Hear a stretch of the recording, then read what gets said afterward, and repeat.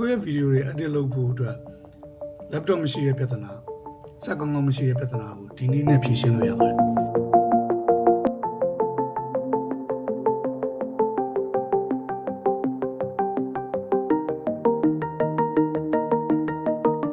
အဲ့တော့ဒီ application တွေသုံးပြီးတော့ပဲကျွန်တော်ဗီဒီယိုတော်တော်များများကို edit လုပ်ဖို့တယ် YouTube နဲ့ Facebook မှာ view million တန်းနဲ့ချီပြီးရဘူးတဲ့ဗီဒီယိုတွေကိုကျွန်တော်ဒီ app တွေနဲ့ပဲလုပ်ခဲ့တာပါ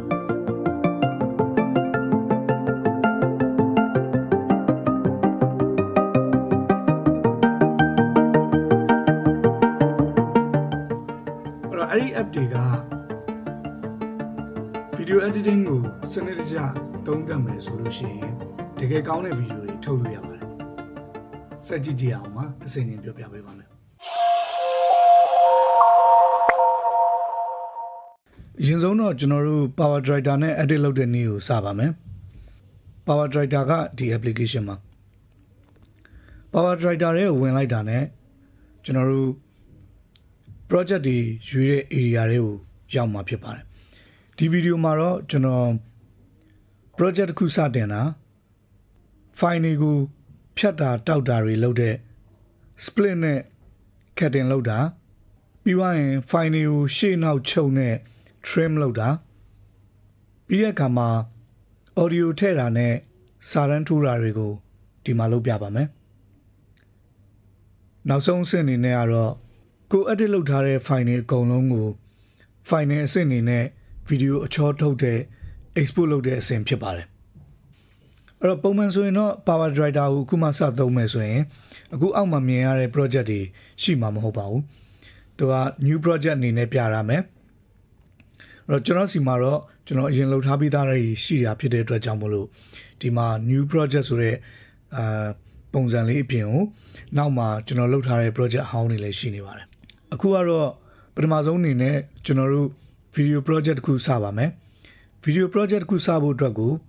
new project ဆိုတာရှိပါတယ်ဒီထဲဝင်လိုက်ပါအဲ့တော့ new project ထဲကိုဝင်လိုက်ပြီဆိုတာ ਨੇ ကျွန်တော်တို့ဖုန်းထဲမှာရှိနေတဲ့ file တွေအကုန်လုံးရဲ့နေရာတွေကိုသူပြတာပါတယ်အဲ့တော့အဓိကတော့များသောအားဖြင့်ကကျွန်တော်တို့ကိုလုံးမဲ့ project ကိုလုံးမဲ့ project file တွေဘယ်မှာရှိတယ်ဆိုတာကိုသိဖို့လိုပါတယ်များသောအားဖြင့်တော့ကျွန်တော်တို့ကင်မရာထဲမှာပဲရှိကြပါတယ်เนาะအဲ့တော့ကိုရိုက်ထားတဲ့ clip တွေအကုန်လုံးကိုကင်မရာထဲမှာတွားယူမယ်ကင်မရာထဲဝင်လိုက်တာ ਨੇ ကျွန်တော်တို့ရိုက်ထားသမျှဗီဒီယိုတွေအကုန်လုံးကဒီထဲမှာရှိနေတတ်ပါတယ်အဲ့တော့ကျွန်တော်တို့ရွေးကြည့်မယ်ကျွန်တော်တို့ဒီမှာဒီ project အတွက်ကိုအရင်ကျွန်တော်ရိုက်ထားမှုတဲ့ video clip တချို့နဲ့ edit လုပ်ပါမယ်ဒီဗီဒီယိုကတောင်ကြီးမှာဟင်းတုပ်လုပ်တဲ့လုပ်ငန်းတစ်ခုကြောင်းကိုကျွန်တော်ရိုက်ထားတာပါအဲ့တော့ဒီမှာတော့ကျွန်တော်3မိနစ်စာ5မိနစ်စာတွေတိတ်အများကြီးမပြတော့ဘူးခုနကျွန်တော်ပြောတဲ့အဆင့်တွေအားလုံးကို edit လုပ်ဖို့အတွက်လိုအပ်တဲ့လောက် file တွေကိုယူမယ်ပြီးသွားတဲ့အခါမှာ file တွေကိုဆက်တာဖြတ်တာပြင်ဆင်တာဒါတွေလုပ်ပါမယ်နော်အဲ့တော့အခုမြင်နေရတာကအပေါ်ကကျွန်တော်တို့ video project တွေရှိတဲ့နေရာအောက်ကမြင်နေရတဲ့အခုဒီနေရာကတော့ကျွန်တော်တို့ရဲ့ project တွေ video file တွေကိုပြင်မဲ့ဆင်မဲ့နေရာပါနော်အဲ့တော့ကျွန်တော်ကဒီမှာ file လေးတွေစပြီးတော့ထည့်ပါမယ် new project လုပ်ပြီးတော့ file တွေစထည့်ဖို့အတွက်ဆိုရင်ကျွန်တော်တို့ကိုထည့်ခြင်းတဲ့ file ပေါ်မှာတစ်ချက်ထောက်မယ်ပြီးသွားတဲ့အခါ plus sign လေးပေါ်လာလိမ့်မယ်အဲ့ဒါလေးကိုနှိပ်လိုက်ရင်ရပါတယ်ဆိုတော့ဒါဆိုရင်အောက်မှာတစ် file ရပြီအဲ့တော့ပြီးတဲ့အခါမှာကျွန်တော်ကနောက်ထပ် file လေးတွေလည်းထည့်ယူမယ်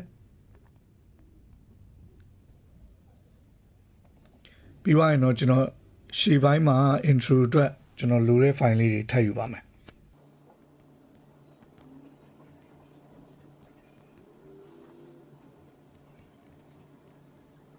အဲ့တော့ဒီအဆင့်မှာတော့ကျွန်တော် edit လုပ်မဲ့ file တွေအကုန်လုံးကိုဒီ project timeline နဲ့ထည့်ထားပြီးပါပြီအဲ့တော့ပြီးသွားရင်ကျွန်တော် back ပြန်ထွက်ပါမယ် back ထွက်ဖို့ဆိုလို့ရှိရင်အပေါ်ဆုံးဘယ်ဘက်တောက်မှာရှိတဲ့ဒီနေရာလေးမှာမြားလေးရှိပါတယ်ဒါကိုကျွန်တော်တို့နှိပ်ကြည့်ပါမယ်ပြီးရင်နောက်တစ်ချက်ပြန်ထွက်မယ် okay ဒါဆိုရင်တော့ကျွန်တော်တို့ဒီမှာကျွန်တော်ဒီဗီဒီယိုဆက်ဖို့အတွက်ကို file နေရပါပြီအဲ့တော့ဒီအဆင့်ထိကြည့်နေတာကကျွန်တော်တို့ video edit အတွက်လိုအပ်သမျှ file တွေအကုန်လုံးကို project timeline နဲ့ကိုထည့်တာဖြစ်ပါတယ်ဒါကအရေးကြီးပါတယ်အဲ့တော့ကိုလုပ်မဲ့ project တွေ ကို edit လုပ်မဲ့ video တွေအကုန်လုံးကိုဒီထဲကိုထည့်ပြီးတော့မှကျွန်တော်တို့ define စင်းစီကိုလိုတာတွေပြင်တာဖြတ်တာ file တွေစီတာတွေ sequence တွေစီတာတွေလုပ်ပါမယ်နော်အဲ့တော့အရင်ဆုံးတော့ကျွန်တော်ဒီ file ကိုကြည့်မယ်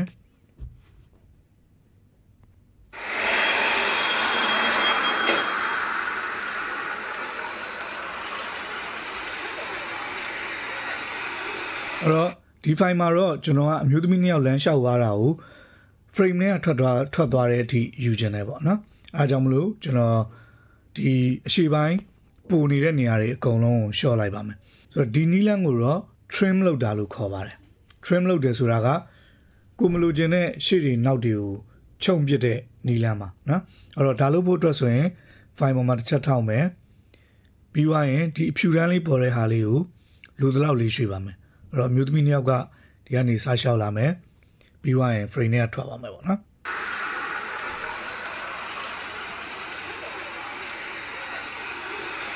ရလိုက်ပါမယ်ပြီးတဲ့အခါမှာဒီနောက်မှာလည်းပုံနေတဲ့နေရာတွေကိုကျွန်တော်ချုပ်ပါမယ်ပြီးတော့နောက် file တွေမှာလည်းအဲ့လိုမျိုးပဲလုပ်ပါမယ်အဲ့တော့ဒီ frame မှာဆိုလို့ရှိရင်လည်းစိုင်းရှိကနေပြီးတော့မျိုးသမီးနှစ်ယောက်ဖြတ်သွားတယ်ပြီးတော့ဒီ frame နဲ့ကနေသူတို့ထွက်သွားမယ်ပေါ့လေနော်အဲ့ဒီလောက်လေးပဲကျွန်တော်ယူပါမယ်ခုနနီလန်တိုင်းပဲ file ပေါ်မှာထောက်ပြီးတော့ဒီနောက်ကမြားလေးရှိနေတဲ့နေရာကိုဖိပြီးတော့ဒီဘက်ကိုဆွဲလိုက်မယ်နောက် frame ရပြီပေါ့နော်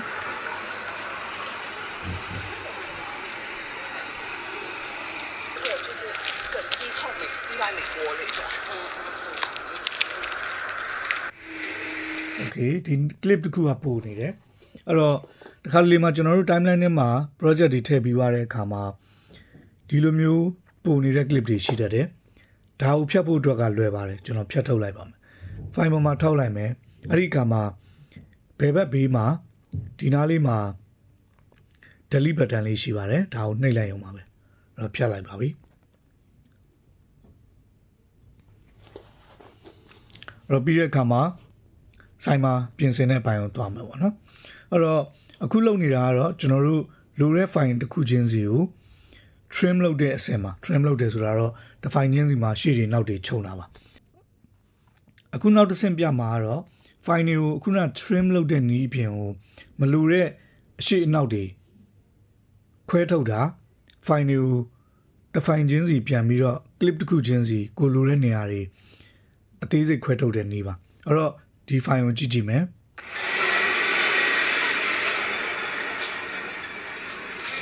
ဒီ file မှာတော့ကျွန်တော်ကအလဲလောက်လေးပဲဒီနားလေးပဲလိုချင်တယ်ဒါကြောင့်မလို့ file ကိုနောက်ပိုင်းနေမလိုတဲ့ဟာတွေဖြတ်ထုတ်မယ်အဲ့တော့ file မှာထောက်မယ်ပြီးရင် file မှာထောက်လိုက်တာနဲ့အောက်မှာ split ဆိုတဲ့ button လေးရှိပါတယ်ဒါလေးပါဆိုတော့ဒီဟာလေးကိုကျွန်တော်တစ်ချက်နှိပ်လိုက်မယ် file တစ်ပိုင်းပြတ်သွားပြီပြီးတဲ့အခါမှာဒီဘက်ရှိမှလည်းအဲ့လိုပဲကျွန်တော်နောက်တစ်နေရာထပ်ပြတ်မယ်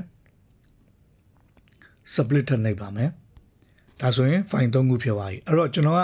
အလယ်မှာရှိတဲ့ file တစ်ခုကိုပဲယူမယ်ရှေ့နဲ့နောက်ကပုံနေတဲ့ file တွေကိုဖြတ်ပါမယ်ဒီ file ဖြတ်မယ်ဒီ file ဖြတ်မယ် okay ဒီနည်းနဲ့ပဲကျွန်တော်နောက် file တွေကိုလည်းထပ်ပြီးတော့ဖြတ်သွားလိုက်ပါမယ်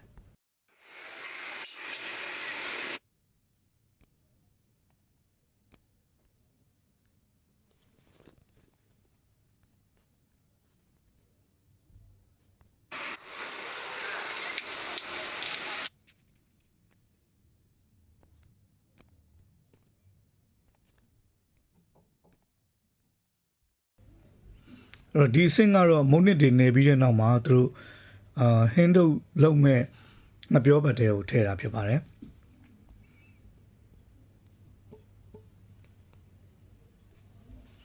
အဲ့တော့အခုကကျွန်တော်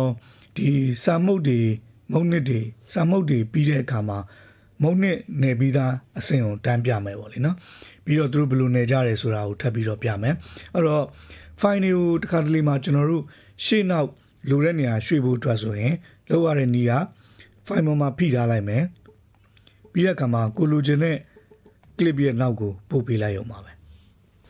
အဲ့တော့ဒီဟာကိုကျွန်တော်တို့ထပ်ပြီးကြည့်ပါမယ်ဒါဆိုရင်တော့ကျွန်တော်တို့ဒီတောင်ကြီးမျိုးရဲ့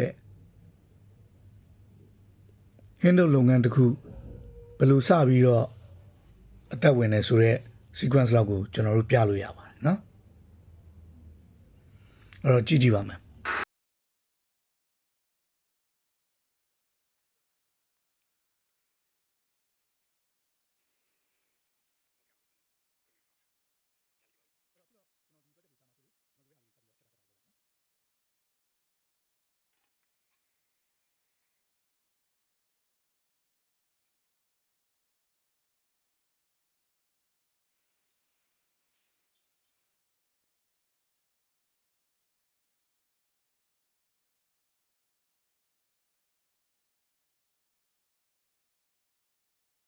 အဲ့တော့အခုတော့ကျွန်တော် define နေအကုန်လုံးကို10 မိနစ်စာဗီဒီယိုအနေနဲ့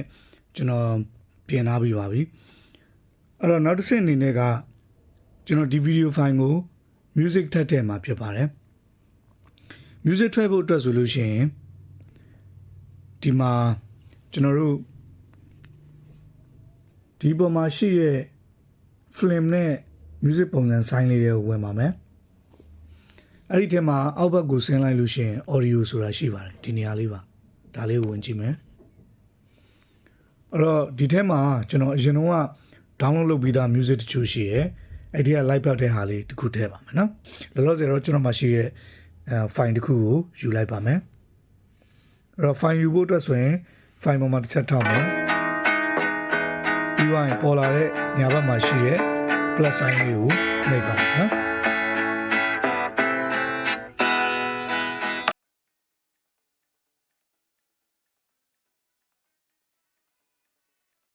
ပြီးရင်တော့ဒီ music နဲ့ကျွန်တော်တို့တွဲပြီးနားထောင်ကြည့်ပါမယ်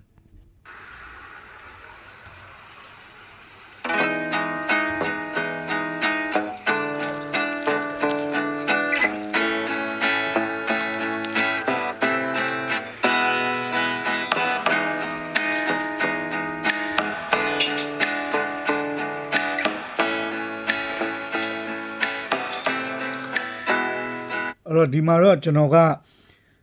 file တွေကို beat နဲ့ကြိုက်ပြီးတော့အသေးစိတ်ဖြတ်နေရင်ကြာနေမှာဆိုလို့ဒီဟာကိုမဖြတ်ပြတော့ပါဘူးเนาะ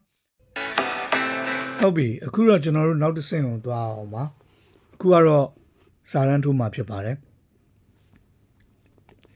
များသောအားဖြင့်တော့ကျွန်တော်တို့ဒီလိုအကြောင်းအရာတွေမှာ intro စာရန်မျိုး title မျိုးလိုပါတယ်ဥပမာအဖြစ်ဘယ်မျိုးကဘယ်အစားအသောက်ပေါ့เนาะဘယ်လိုအစားအသောက်ဒါမျိုးတွေကိုထည့်ရတာဖြစ်ပါတယ်အဲ့တော့ကျွန်တော်တို့ဒီမှာခက်ယူယူပဲ main title တခုစပြီးတော့ပေးပါမယ် title ထိုးဖို့အတွက်ဆိုရင်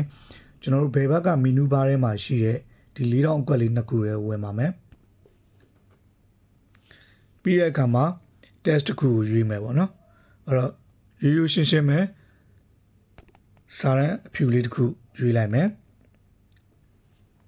အဲ့တော့ဒီမှာကျွန်တော် title လေးပေးမယ်ပေါ့နော်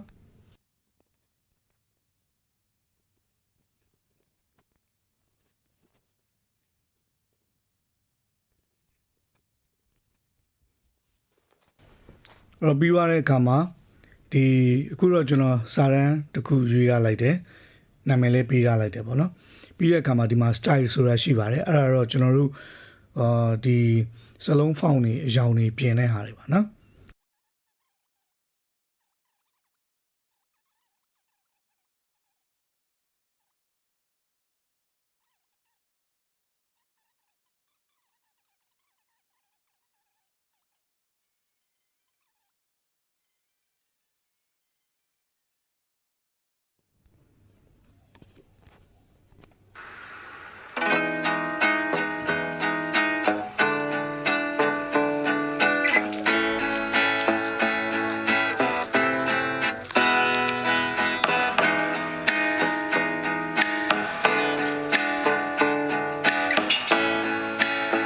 အဲ့တော့အခုတော့ကျွန်တော်ဒီ project တစ်ခုလုံးမှာ project စထည့်တာကနေပြီးတော့ file တွေစီတာ file တွေဖြတ်တာပြီးတော့ audio အတန် file တွေထည့်တာပြီးရင်စာရန်ထိုးတာဒါတွေကဗီဒီယိုတစ်ပုတ် edit လုပ်ဖို့အတွက်ကိုအခြေခံအကျဆုံးအချက်တွေဖြစ်ပါတယ်အဲ့ဒီမှာမှအသေးစိတ်ထပ်ပြီးတော့ရှင်းပြရင်ဒီ audio mixing လုပ်တဲ့ဟာတွေပြီးတော့ title တွေကိုဘယ်လိုတက်တက်ရရလုပ်မလဲဆိုတဲ့ဟာတွေဒါတွေအများကြီးထပ်ပြီးတော့ပြစရာတွေရှိပါတယ်ဒါပေမဲ့ ဒီအဆင့်မှာတော့ကျွန်တော်တို့ဗီဒီယိုတီးဖြတ်ဖို့အတွက်အခြေခံတည်တဲ့အချက်တချို့ပဲကျွန်တော်ဒီမှာပြောပြလိုက်တာဖြစ်ပါတယ်အခုတော့နောက်ဆုံးအဆင့်ဖြစ်တဲ့ project export လုပ်တဲ့အဆင့်ကိုသွားပါမယ် project export လုပ်တယ်ဆိုတာကကိုတီးဖြတ်ပြီးသားဗီဒီယိုတွေအကုန်လုံးအချောအနေနဲ့ထုတ်တာပါနော်အဲ့တော့ဒီဟာကို export လုပ်ဖို့အတွက်ဆိုရင်ကျွန်တော်တို့ဒီမှာမြားလေးရှိတဲ့နေရာကိုသွားပါမယ်ပြီးရင်တစ်ချက်နှိပ်မယ်ပြီးတဲ့အခါမှာသူက quality တွေရွေးရတယ်ကျွန်တော်တို့ဒီမှာ 4K အထိကိုရိုက်ထားတာဖြစ်တဲ့အတွက်ကိုသူက 4K ပေးထားတယ်အဲ့တော့ကိုက Full HD ပဲ1080လောက်နဲ့ရိုက်ထားတယ်ဆိုရင်ဒီလောက်ကိုရွေးလို့ရပါတယ်နောက်တစ်ခုက 4K ရိုက်ထားရင်တော့မှ 1080p ပေါ့နော်ဒီ Full HD version လောက်ကိုထုတ်ရင်ပို့ပြီးတော့အဆင်ပြေပါတယ်အဲ့ဒါက export ထုတ်တဲ့ကြာချိန်လဲနည်းတယ်ပြီးတော့ online မှာကြည့်တဲ့အခါမှာလဲ data စားတက်တာတယ်ပေါ့နော်အဲ့တော့ပြီးရင် produce ဆိုတာကိုနှိပ်ပါမယ်ဒီ produce လုပ်နေတဲ့အချိန်မှာကျွန်တော်တို့ screen ထွက်လိုက်တာတို့ဖုန်းကိုတခြား app တွေသွားသုံးနေတာတို့လုပ်လို့မရပါဘူးပြီးအောင်စောင့်ရပါတယ်နော်အဲ့တော့ဒါလေးပြီးအောင်စောင့်မယ်ဒီကြာချိန်ကကျွန်တော်တို့ video duration ပေါ်မှာမူတည်ပြီးတော့ကြာတတ်ပါတယ်အခုကျွန်တော်10မိနစ်စာထုတ်ထားတဲ့အတွက်သူ့ရဲ့စောင့်ရတဲ့အချိန်ကဘာမှမကြာဘူးတကယ်လို့များကိုက3မိနစ်စာ5မိနစ်စာထုတ်မယ်ဆိုလို့ရှိရင်တည်ကြတယ်ဒီကြာချိန်ကအနည်းဆုံး10မိနစ်ဝန်းကျင်15မိနစ်ဝန်းကျင်ရှိနိုင်တယ်ဒီအချိန်ကိုစောင့်ပေးရမှာဖြစ်ပါတယ်ပြီးသွားရင်တော့ done ဆိုတာကိုပဲနှိပ်လိုက်ပါမယ်rating လောက်တိုင်းခိုင်းရင် not now ဆိုတာကိုခဏနှိပ်ထားလို့ရတယ်အခုတော့ကျွန်တော်တို့လုပ်လိုက်တဲ့ဗီဒီယိုပြီးသွားပြီဖြစ်တဲ့အတွက်အဲ့ဒီဗီဒီယိုကဘယ်ထဲမှာရှိမလဲဆိုရင် gallery ထဲမှာပဲရှိပါတယ်။သွားကြည့်ပါမယ်နော်။အဲ့တော့ဒီရှေ့ဆုံးမှာတော့ကျွန်တော်တို့လုပ်ထားတဲ့ဗီဒီယိုပါဒါလေးကိုဝင်ကြည့်မယ်။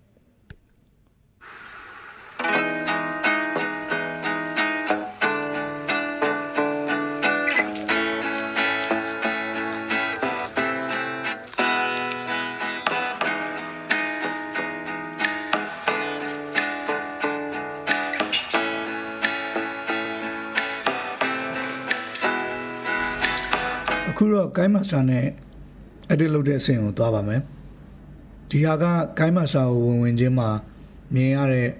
ပထမဆုံး interface ပါအဲ့တော့ကျွန်တော်တို့ Power Director လိုမျိုးပဲ Create New ဆိုတဲ့နေရာကိုဝင်ပါမယ်အဲ့လိုဝင်လိုက်တာနဲ့သူကဒီမှာ ratio တွေပေးပါတယ်အဲ့လိုဝင်လိုက်တာနဲ့သူကကိုလုံးမဲ့ ratio တွေကိုပေးပါတယ်ဆိုတော့ဒီ ratio တွေကကိုက60မိုင်လိုင်းလို့ခေါ်တဲ့အလျားလိုက်ဗီဒီယိုမျိုးလုပ်မလားဒီဘက်မှာပြထားတဲ့960တို့11တို့ဆိုတဲ့ TikTok တို့ Instagram တို့လို ratio တွေကိုရွေးမလားဆိုတာရွေးလို့ရပါတယ်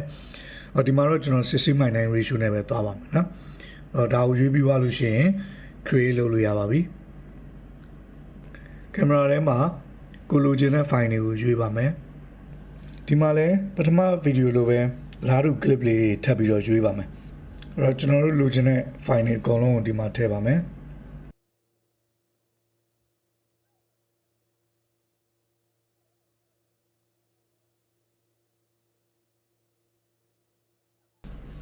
ဒါဆိုရင်တော့ကျွန်တော်တို့ timeline ထဲမှာကျွန်တော်တို့ edit လုပ်မဲ့ဗီဒီယိုတွေရောက်ပါပြီအဲ့တော့ပထမနီးတာတိုင်းပဲကျွန်တော်တို့ file တွေတစ်ခုချင်းဖြတ်ပါမယ်အဲ့တော့အရင်ဆုံးတော့ကျွန်တော်တို့ file ချင်းဖြတ်ပါမယ်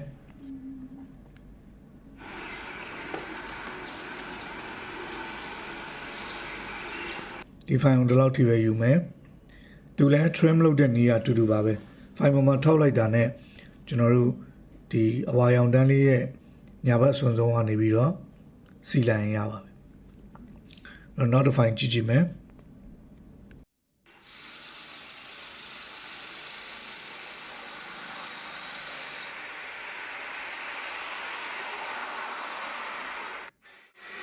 โอเคဒီရှေ့ကိုလည်းထပ်ပြီးတော့ trim လုပ်လိုက်ပါမယ်ဒီလောက်ထိပေါ့နော်ပြီးသွားတဲ့အခါနောက်တဲ့ file ကြီးကြည့်ပါမယ်ဒီ file ကိုလည်းပထမနီလန်းလိုပဲကျွန်တော်နှစ်ပိုင်းလောက်ပိုင်းမယ် file မှာထောက်မယ်ဒီမှာတော့ထောက်လိုက်တာနဲ့အပေါ်မှာကတ်ကြီးပုံစံလေးနဲ့ trim နဲ့ split ဆိုပြီးရှိပါတယ်နော်ဒါလေးကိုနှိပ်လိုက်ရင်ရတယ်သူကအမျိုးမျိုးပြီးတယ် ဒီ train ကိုမှညာဘက်ချမ်းယူမှာလားဘယ်ဘက်ချမ်းယူမှာလားဒါတွေခွဲပြီးယူလို့ရတယ်အဲ့ဒီပြင်ကိုsplit လုပ်ပြီးတော့နှစ်ပိုင်းသုံးပိုင်းခွဲတဲ့ဟာလည်းရတယ်အဲ့တော့ကျွန်တော်တို့ split ပဲယူပါမယ်နော်ပြီးသွားရင်မလိုတဲ့ file တွေဖြတ်မယ်ဖြတ်ချင်တဲ့ file ပေါ်မှာတစ်ချက်ထောက်အပေါ်ဆုံးညာဘက်တောင်မှာအပေါ်ဆုံးညာဘက်တောင်မှာမှိုက်ပုံပုံလေးရှိတယ်နှိပ်မယ်ဒီဘက်မှာလည်းမှိုက်ပုံပုံလေးရှိတယ်နှိပ်ပါမယ်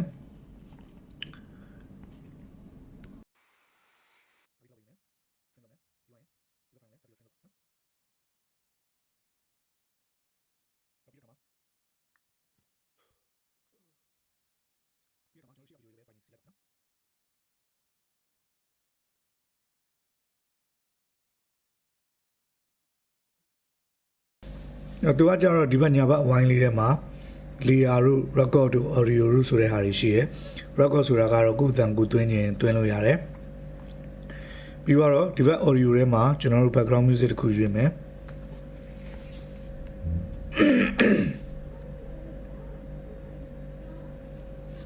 အဲ့ဒီထဲမှာ my file ဆိုတာကိုတွားလိုက်လို့ရှိရင်ကျွန်တော်တို့သုံးလို့ရတဲ့ကိုတောင်းထားတဲ့အတန် file တွေရှိမှာနော်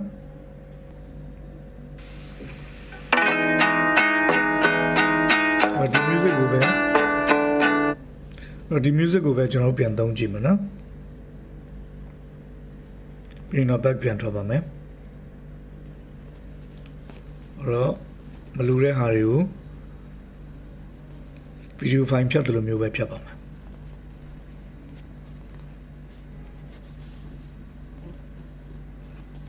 အားလုံးကြည့်မယ်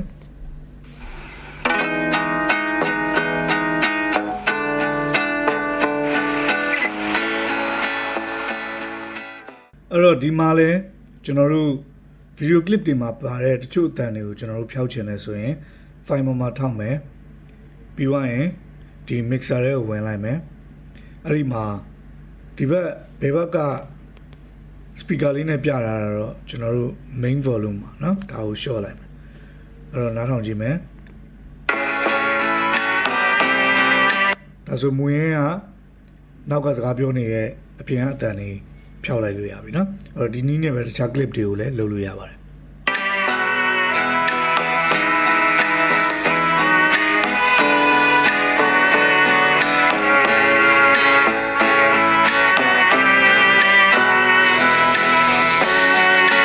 ဒီမှာလည်းအတန်ထပ်ဖြောက်မယ် mixer ထဲဝင်မယ်သူမူရင်း volume ကို short ချလိုက်ပါဒါလေးတွေကို short လိုက်အောင်ပါပဲအဲ့တော့နားထောင်ကြည့်မယ်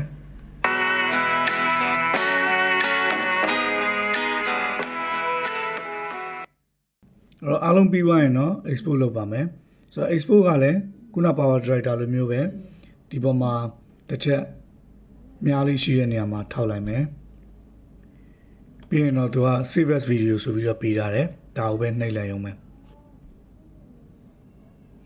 ဒါလည်းအတူတူပါပဲဒီအစ်မှာကျွန်တော်တို့ screen ပိတ်ထားလို့မရဘူးထွက်သွားလို့မရဘူးပေါ့နော်အဲ့တော့ခုပြသွားတာတော့ power director နဲ့ KineMaster နှစ်ခုလုံးမှာ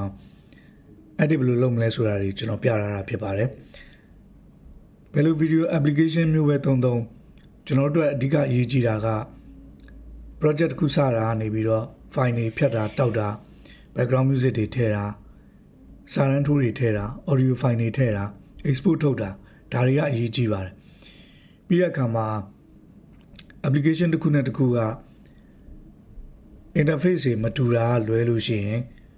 လုပ်ပုံလုပ်နည်းတွေကအတူတူပဲဖြစ်ပါတယ်အဲ့တော့အခုဒီ video နှစ်ခုတွေက power director နဲ့ KineMaster application နှစ်ခုလုံးသုံးတာကိုကြည့်ပြီးသွားရင်ကိုယ်နဲ့အဆင်ပြေတဲ့နည်းလမ်းကိုရွေးလို့ရပါတယ်နောက်ထပ်ဗီဒီယိုတွေမှာတော့ကျွန်တော် advanced level ဖြစ်တဲ့ရုပ်ကတ်တွေကိုအသေးစိတ် edit လုပ်တာ color တွေချိန်တာ audio mixing တွေလုပ်တာပြီးသွားတဲ့အခါမှာ sequence တွေကိုတသက်ရဲ့စီမံတာ narration တွေ sound effect တွေထည့်တာဒါတွေနဲ့ပတ်သက်ပြီးတော့နောက်ဗီဒီယိုမှာထပ်ပြီးတော့တင်ပေးပါမယ်အစားဆုံးနားထောင်ပေးတဲ့အတွက်အားလုံးကျေးဇူးတင်ပါတယ်